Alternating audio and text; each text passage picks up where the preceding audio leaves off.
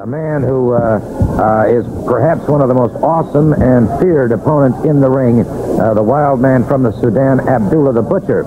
Abdullah the Butcher is a man who apparently, when he steps into that ring, is seemingly impervious to pain. He's a contumacious individual, there's no question about it, but he's exceptionally dangerous as well. And we're going to take a look at some highlights of the match now. Wahoo McDaniel facing the bounty hunter, Abdullah the Butcher, and you'll see exactly what we're talking about when we talk about grim determination on both sides. Deep into the match now, there's Wahoo McDaniel and Abdullah the Butcher. And of course, Abdullah the Butcher, extremely powerful, very, very large man. Wahoo McDaniel's at about 260 pounds, a great, great athlete. And you're facing here almost the irresistible force meeting the immovable object. And as you can see, both men have been severely lacerated. Del Alfonso has more than his hands full here. Abdullah the Butcher looking to pick up that $10,000 from the NWA World Heavyweight Champion Ric Flair.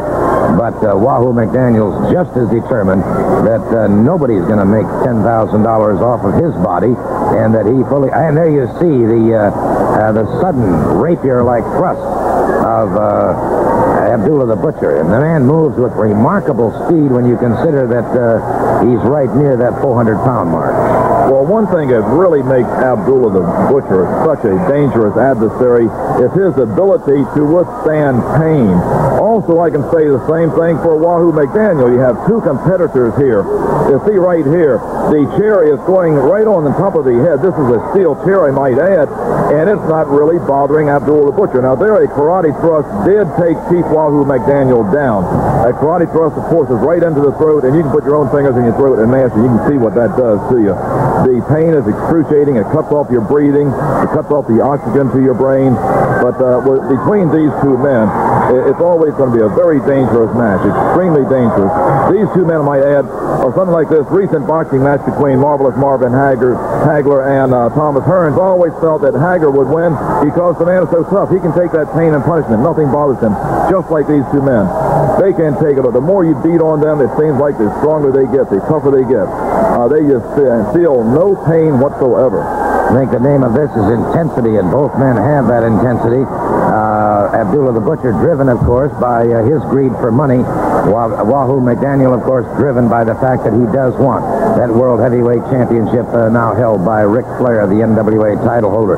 By the way, Flair will be in Jacksonville at the baseball park on May 9th. And, of course, he'll be at the Bayfront Center, or the world champion will be at the Bayfront Center in St. Petersburg on the 11th. And I point that out because I just feel very strongly that Flair, with the kind of competition that he's going to face here on the Florida World Title Tour, that championship is going to change hands very, very quickly. Right now, Wahoo delivers a hard blow to the midsection, and again, it is Abdullah the Butcher using his head as a battering ram and driving Wahoo McDaniels backwards. Wahoo chopping again to the side of the head.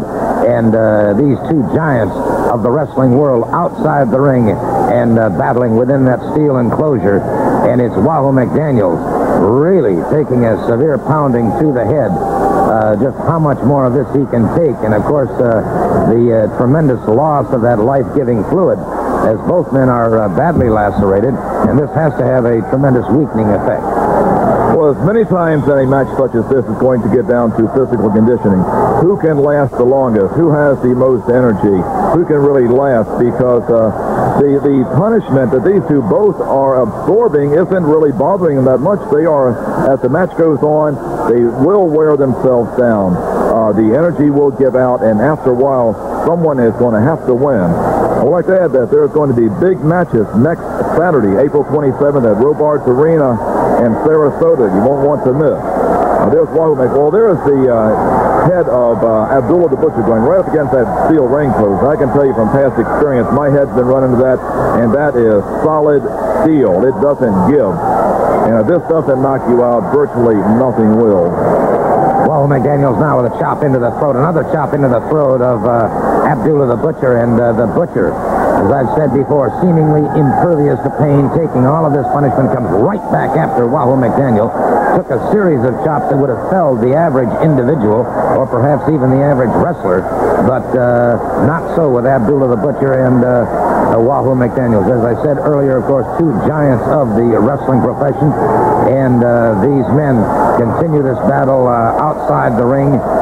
There is no way that referee Bill Alfonso can force either of these men back into the ring, and of course he knows the intensity that exists, the determination of Abdullah the Butcher to pick up that $10,000 bounty, and the equal determination of Wahoo McDaniels that nobody is going to stop him from getting his chance at Ric Flair in that World Heavyweight Championship. Another headbutt that puts McDaniels back to the canvas, and this is where perhaps the additional weight of Abdullah the Butcher is beginning to take its measure, and Abdullah the Butcher now backing away, but once again, all I can say is that Wahoo McDaniel, Percy Pringle, and Abdullah the Butcher will be there tomorrow night.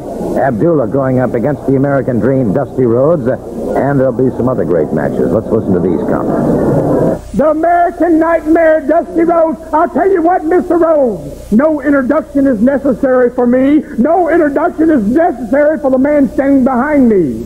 Abdullah the Butcher from the Sudan. I'll tell you what, Dusty Rhodes, you've been pulling strings. You've been trying to have this man barred all over the world. But it has failed. And in Sarasota and Orlando, it will happen once and for all.